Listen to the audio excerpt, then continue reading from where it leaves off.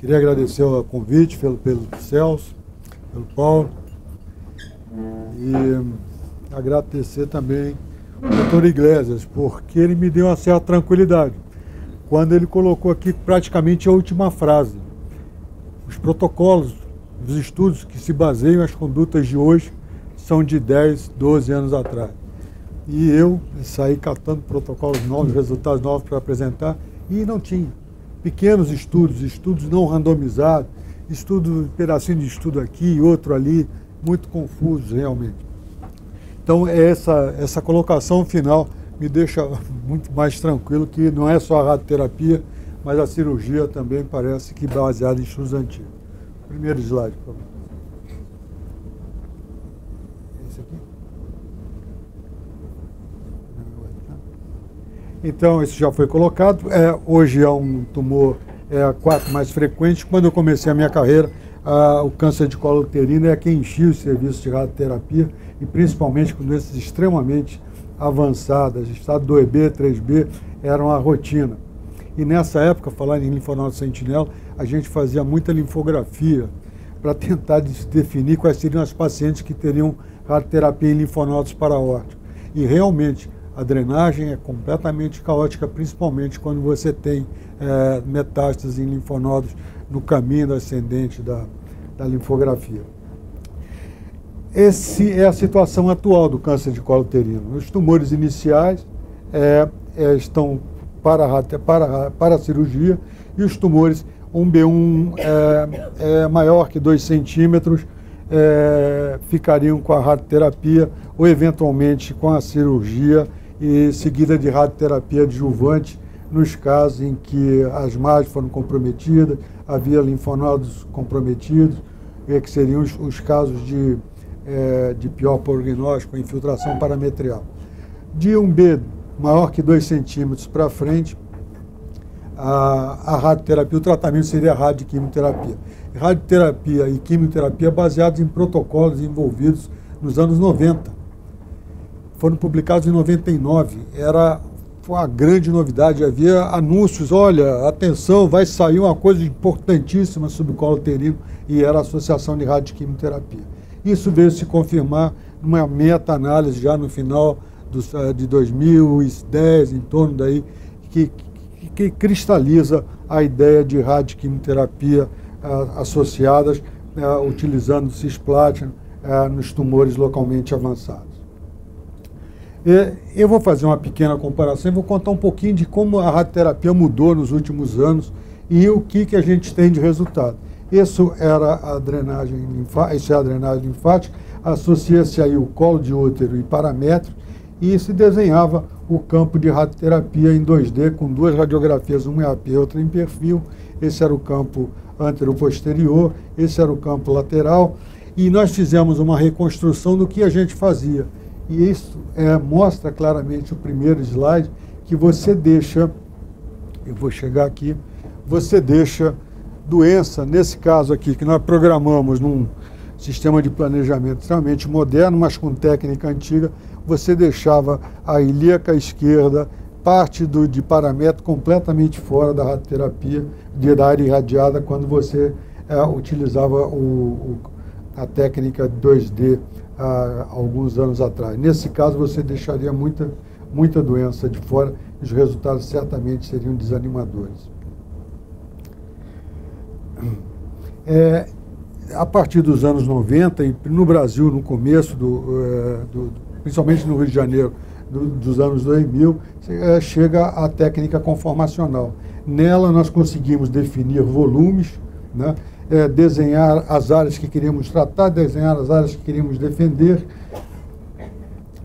mas a distribuição de dose era um quadradão, como pode-se ver no primeiro slide, no corte axial, tratando praticamente toda a pelve, não defendendo alças delgadas nem bexiga.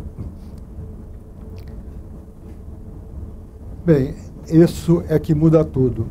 A técnica conformacional, ela utilizava bloquinhos de chumbo tal para desenhar as áreas de tratamento, e aí nesse meio, para facilitar a técnica conformacional, desenvolve-se um multilife, as múltiplas folhas com colimadores de múltiplas folhas capazes de desenhar e de projetar no interior do paciente a área que você queria tratar.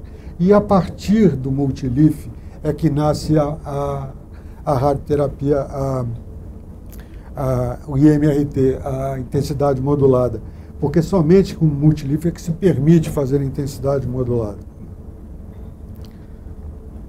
Então, e o que faz a intensidade modulada é criar concavidades, como no primeiro slide ali, a dose de radiação está em verde e amarelo, e a área sem dose defendendo a alças delgadas são as concavidades que o IMRT permite criar.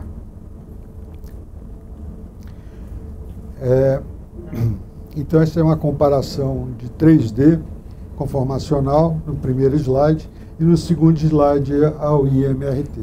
Evidentemente, as complicações vão ser muito menores na técnica conformacional comparada na técnica no IMRT comparada com conformacional. Se a gente for ver as doses recebidas por alças intestinais, principalmente na área de doses altas, a dose em alças é menor, a dose em bexiga é menor, assim como a dose em reto. Não existem diferenças acentuadas na dose recebida pelo alvo, que no caso aqui é o PTV. Né? Bem, e complementando a radioterapia com intensidade modulada, a gente tem o arco rápido, o Rapid Arc, que é uma forma conformacional, que é uma forma de intensidade modulada que permite a rápida entrega da dose a ser aplicada para o paciente. Quando você utiliza o IMRT com campos separados, sem o Rapid Arc, a dose é dada em cerca de 15 a 20 minutos. Com o Rapid Arc, a dose é dada em 1 minuto e meio. Com a precisão que essa técnica permite, você manter um paciente deitado de 15 a 20 minutos numa mesa, certamente você vai errar o alvo por movimentação do paciente e por cansaço da posição que ele está assumindo. Então, essa são uma comparação com arco rápido. As curvas, as concavidades são muito mais acentuadas. Acho que nós temos um slide aqui para comparar. Então, o primeiro slide, ali à direita, é o arco rápido. Você percebe que as concavidades são muito mais acentuadas e é muito mais bem definida a dose sobre cadeias ilíacas, sobre o útero e sobre vagina. E completamente diferente aqui se a gente vê com modulação, com a radioterapia só conformacional. As doses, comparando o arco rápido com 3D, as separações de dose, alças intestinais em bexiga são maiores e permitem menor índice de complicações. Como eu disse, já mostrei, as doses sobre o alvo são as mesmas. Então, arco rápido, conformacional e MRT, os resultados finais são iguais. O que diminui são as complicações. E quando diminui as complicações, a gente pode voltar atrás, como o Iglesias colocou, e começar a rever a radioterapia pós-operatória, etc. Sem IMRT, pós-operatória, radioterapia em câncer de colo do útero, o índice de complicações era extremamente elevado. E por isso que se parou de fazer. Né? Então, nesse estudo, era um estudo com IMRT, 34 pacientes, é um número pequeno, e muitos dos estudos atuais são assim, com radioterapia pós-operatória de 45 a 50 Gray. A radioterapia envolvia vagina e drenagem linfática, e apenas um paciente com toxicidade grau 3, gastrointestinal, nenhum paciente com toxicidade urinária. E um aumento bastante, quer dizer, apresentando aumento do linfedema, que é em função do tipo de cirurgia que foi a condissecção linfática. Né?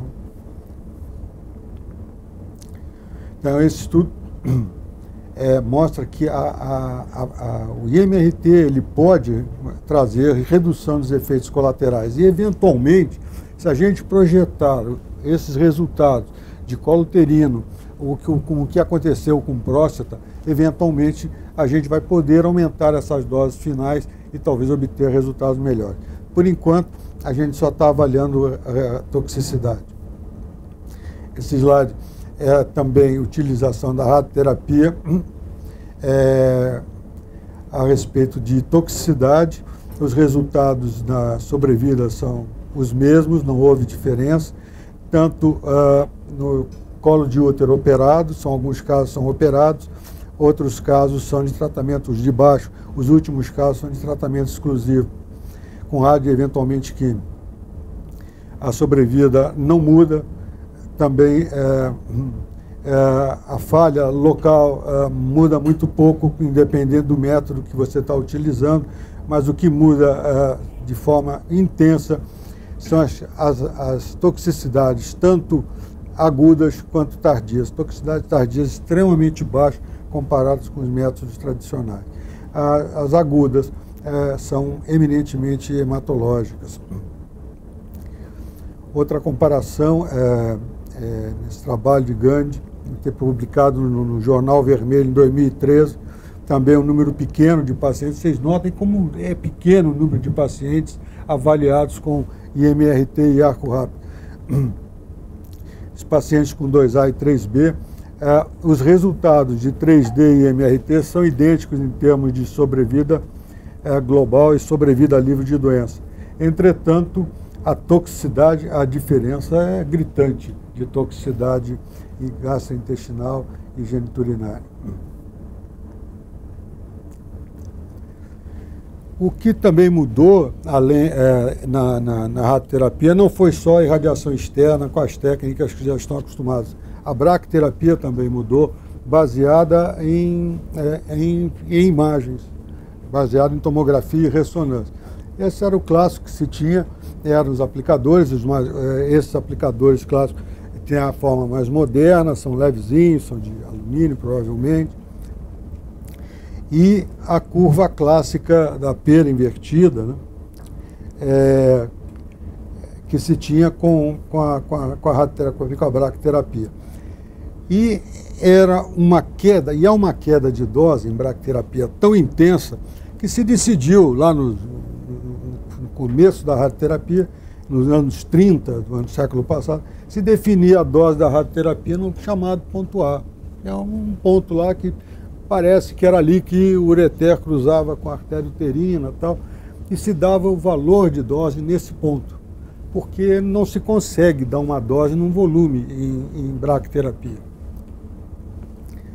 Então era isso que se fazia, e ainda se faz, eram radiografias ortogonais, AP e perfil, se marca a bexiga com um ponto chamado ponto vesical. Está dando para ver lá o balão da sonda de Foley, com contraste. No perfil aqui se vê muito mal. E o reto se definia como um ponto que a meio centímetro do packing, das gases que você coloca para... Faltou. Do tamponamento que você fazia com gás a meio centímetro da parede vaginal. E você calculava esses pontos e tinha lá umas doses que você deveria se orientar.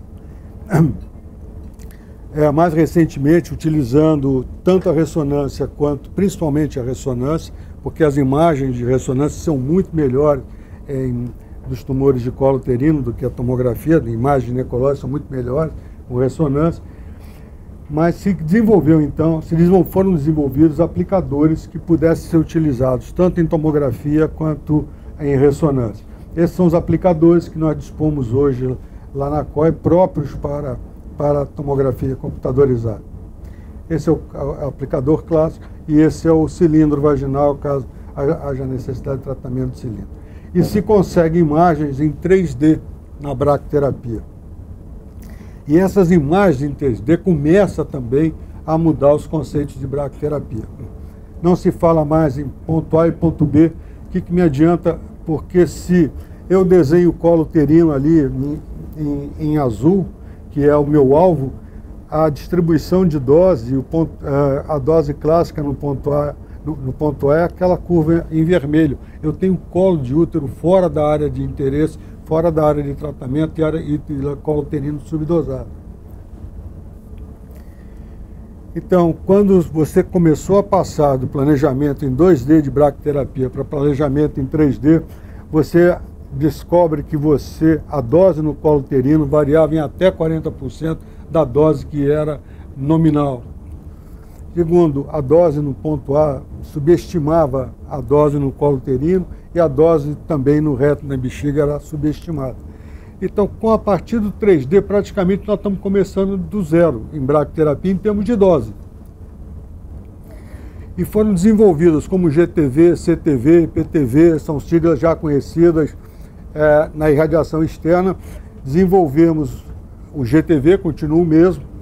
Você define o GTV como a área tumoral clinicamente detectável ao toque ou a ressonância ou a tomografia. E depois você divide um CTV de alto risco, porque naquele esquema que a gente viu de condutas de radioterapia atuais, você faz bracterapia depois da radioterapia externa e depois de quimioterapia. Então foi necessário desenvolver um alto risco, um CTV chamado de alto risco, que é a área ocupada pelo tumor antes da radioterapia externa e antes da bracterapia, porque certamente ele é um sítio de doença subclínica. Então essa é a área que deve receber a dose plena, e não apenas o CTV. E desenvolvemos também um CTV de risco intermediário, que é o IR-CTV. O IR-CTV é uma espécie de margem de segurança em torno do CTV de alto risco. Ela tem 1 centímetro para cada lateralmente e meio centímetro por causa de reto e bexiga no sentido anterior e posterior. E as doses começaram a mudar. Eu vi o Iglesias aqui comentando a respeito de doses de radioterapia.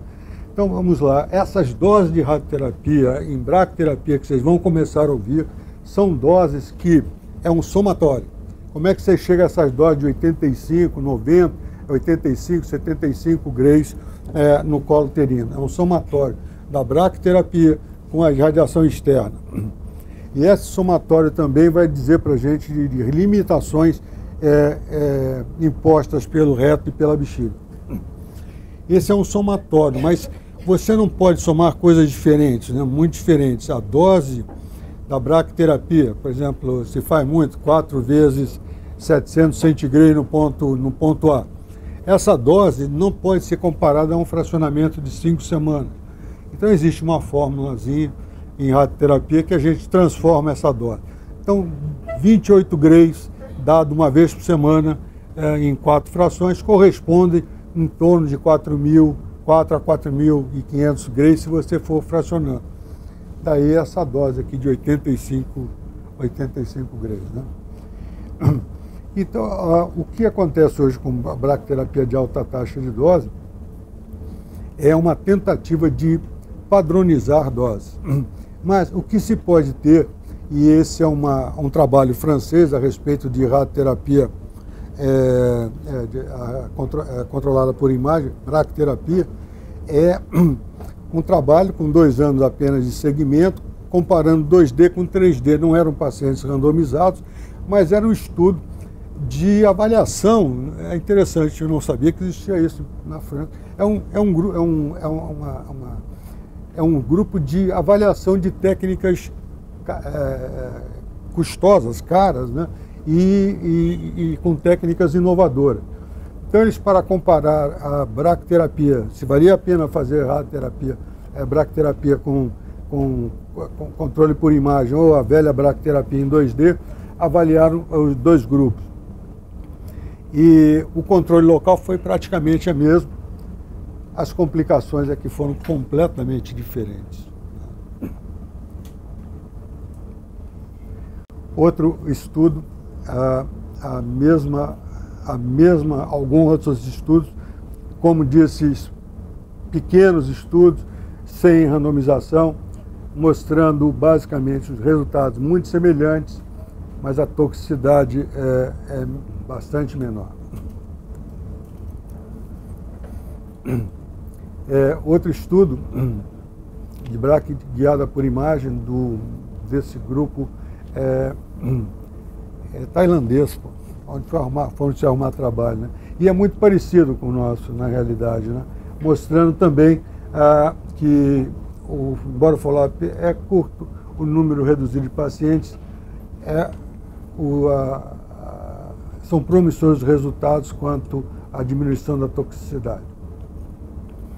E estamos agora, esse estudo está evoluindo, o accrual é em torno de 600 pacientes para avaliação de dose final com bracterapia de alta taxa de dose guiada por imagem, tanto no high risk CTV e risco intermediário, as doses limitantes em reto, sigmoide e bexiga.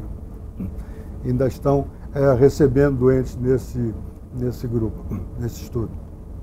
Bem, então, o que nós estamos fazendo hoje na COE? Nós estamos utilizando radioterapia guiada por imagem, radioterapia externa com arco rápido, em caso de câncer de colo uterino, associado à bracterapia também guiada por imagem.